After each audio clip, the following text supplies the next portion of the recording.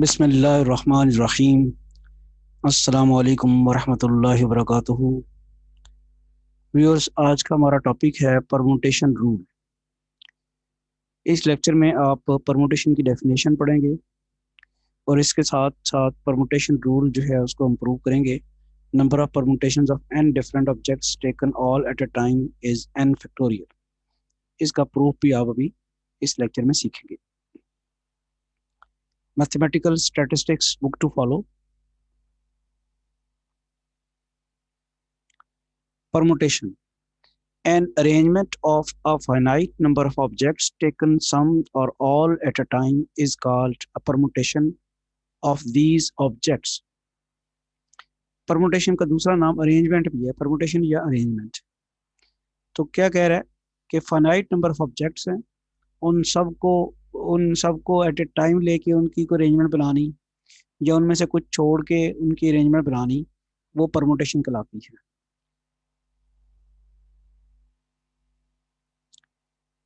In order to find the number of permutations formed by the three objects A, B and C, consider the following tree diagram. Permutation की definition हमने क्या पढ़ी कि एक arrangement है, it is the arrangement of objects taking all at a time और some of them at a time. और अब हम देखते ये हैं कि थ्री ऑब्जेक्ट्स हैं ए बी सी, तो इनसे कितनी परमुटेशंस बनेगी, कितनी अरेंजमेंट बनेगी। तो उसके लिए ट्री डायग्राम देखें।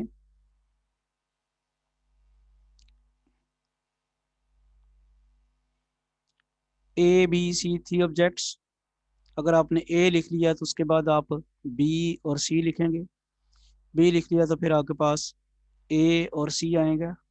सी लिख लिया तो फिर आपके पास ए और बी आएगा। इसी तरह ए बी अगर आ गया है तो उसके बाद आपके पास सी रह जाना है। ए सी आ गया तो उसके बाद आपके पास बी रह जाएगा। बी ए आ गया तो उसके बाद सी रह जाएगा। इसी तरह बी सी आ गया तो उसके बाद ए रह जाएगा। सी ए आ गया तो उसके बाद बी रह जाएगा और सी बी आ गया तो उसके बाद ए रह जाएगा।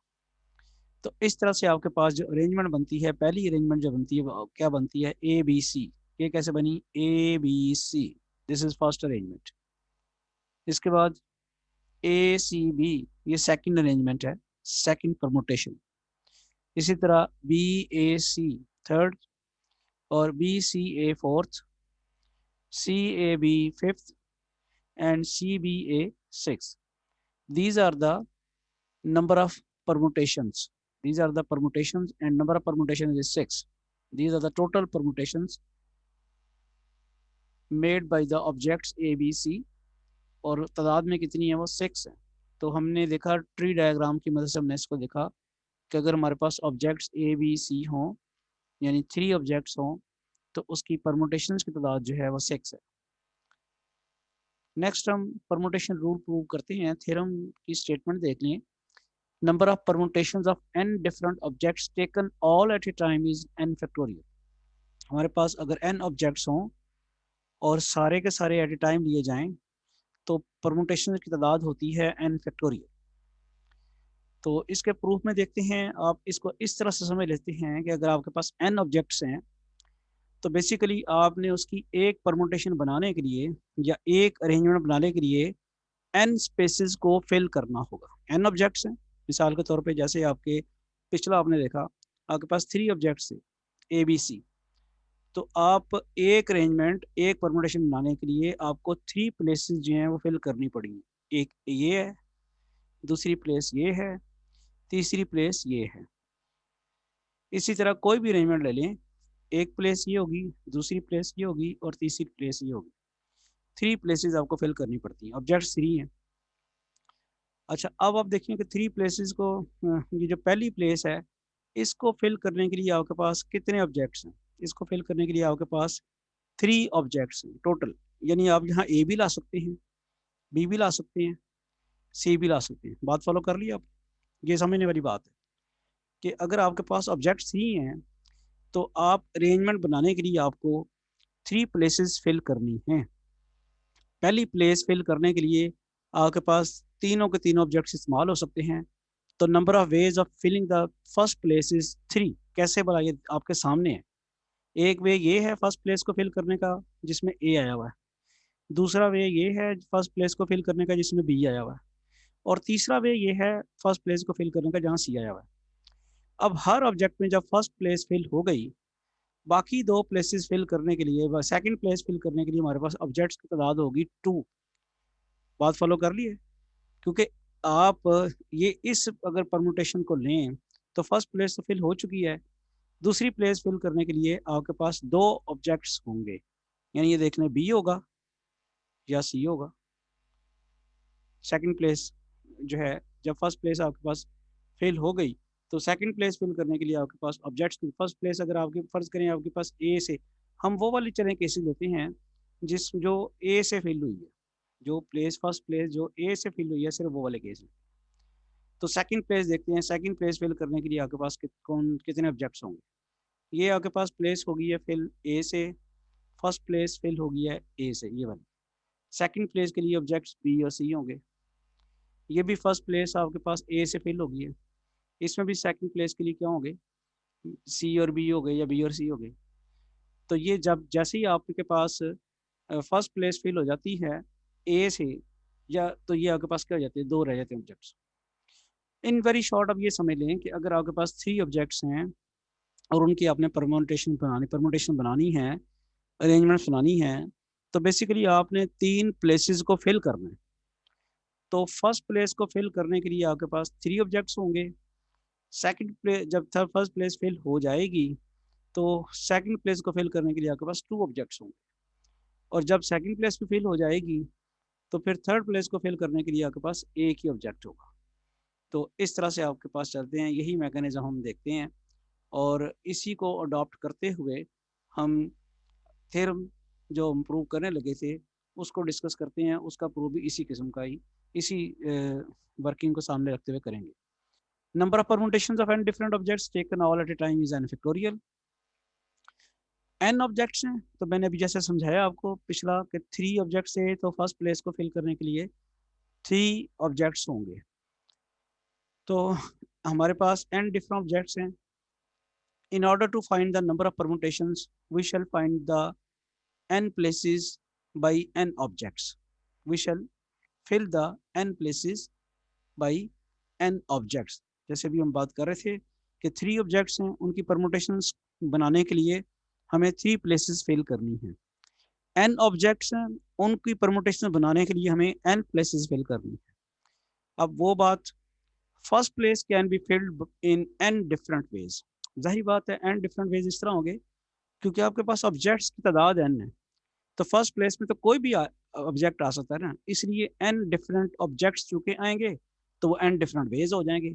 जैसे पिछले आपने किया कि 3 ऑब्जेक्ट से A B C, first place को आप 3 ऑब्जेक्ट से फिल कर सकते थे, ए या बी या सी से। तो फर्स्ट प्लेस जब ए से फिल होती है तो वो एक वे बनता है, जब बी से होती है तो दूसरा वे बनता है, जब सी से होती है तो तीसरा वे बनता है। तो 3 डिफरेंट वेज बनते हैं फर्स्ट प्लेस को फिल करने के लिए, जितने नंबर ऑफ ऑब्जेक्ट्स थे। यहाँ चूंकि नंबर ऑफ ऑब्जेक्ट्स n है, इसलिए यहाँ n डिफरेंट वेज होंगे फर्स्ट प्लेस को फिल करने के लिए। अब जब फर्स्ट प्लेस फिल हो जाएगी तो एक एक ऑब्जेक्ट तो वहां लग चुका होगा ना फर्स्ट प्लेस में, n में से एक ऑब्जेक्ट फर्स्ट प्लेस में लग चुका होगा, बाकी कितने रह गए होंगे, बाकी रह गए होंगे n-1। तो सेकंड प्लेस को फिल करने के लिए आपके पास ऑब्जेक्ट्स रह गए होंगे n-1।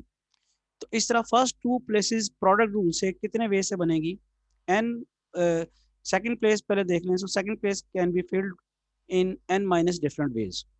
पहली प्लेस n डिफरेंट वेज से फिल हुई, second place n-1 different ways से। तो पहली 2 प्लेसेस जो हैं फर्स्ट और सेकंड प्लेसेस प्रोडक्ट रूल से किस तरह कितने वे से फिल होगी, n इंटू n-1 वेज। मैं क्विकली रिपीट कर दूं, आपके पास n ऑब्जेक्ट से पहली प्लेस जो है वो उनको फिल करने के लिए n डिफरेंट वेज होंगे, और जब पहली प्लेस फिल हो जाएगी तो दूसरी प्लेस को फिल करने के लिए n-1 डिफरेंट वेज होंगे। और जब आप फर्स्ट 2 प्लेसेस की बात करेंगे तो प्रोडक्ट रूल लग जाएगा n इंटू n-1 वेज। ये होंगे फर्स्ट 2 प्लेसेस को फिल करने के वेज। तो अब ज़रा आगे चलते हैं। अभी तक तो हमने सिर्फ फर्स्ट टू प्लेसेस फिल की हैं और उसके पता चला कि कितने वेज बनते हैं, n into n minus way n into n minus one ways. अब हमने देखना है कि थर्ड के लिए, अब देखें जैसे अभी आपने कहा कि जब आप फर्स्ट प्लेस फिल करते हैं तो n ऑब्जेक्ट्स हैं, सेकंड प्लेस फिल करने के लिए n माइनस वन हो गए, तो आपको इमीडिएटली पता चल गया कि थर्ड प्लेस फिल करने के लिए आपके पास n माइनस टू ऑब्जेक्ट्स होंगे और n minus to different ways होंगे थर्ड प्लेस को फिल करने के लिए। अब फर्स्ट प्लेस के लिए n वेज, सेकंड प्लेस के लिए n minus one ways, third place के लिए n माइनस टू वेज, और इस तरह फर्स्ट थ्री प्लेसेस को फिल करने के लिए हमारे पास कितने टोटल वेज होंगे प्रोडक्ट रूल से, n into n minus one into n minus two veg.